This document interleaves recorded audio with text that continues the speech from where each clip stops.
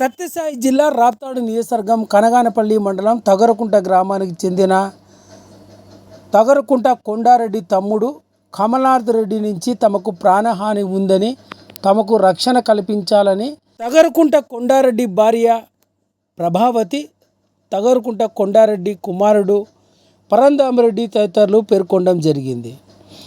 మంగళవారం 5 గంటల సమయంలో 2 టౌన్ పోలీస్ స్టేషన్ నందు వారు స్థానిక పోలీసులు కలిసేందుకు రావడం జరిగింది. ఈ సందర్భంలోనే తగరకుంట కొండారెడ్డి భార్య ప్రభావతి, తగరకుంట కొండారెడ్డి కుమారుడు పరంధామరెడ్డి తదితరులు మీడియాతో మాట్లాడడం జరిగింది.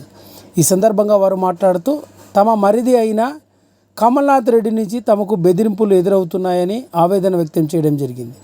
ఒక లైసెన్స్ రివాల్వర్తో పాయింట్ బ్లాక్ రేంజ్లో ఎక్కుపెట్టి తమను బెదిరిస్తున్నారని ఆరోపణ చేయడం జరిగింది. తన భర్త పేరు మీద ఉన్న ఆస్తుల విషయంలో తన మరిది కమలనాథ్ రెడ్డి బెదిరింపులకు పాల్పడుతున్నారని, తన భర్త తగరకుంట కొండారెడ్డి మరణం అనంతరం కుటుంబ సభ్యులు వేధింపులు ఎక్కువయ్యాయని, తన భర్త ఆస్తి విషయంలోనే కుటుంబ సభ్యులంతా జోక్యం చేసుకొని తమను బెదిరిస్తున్నారన్నారు.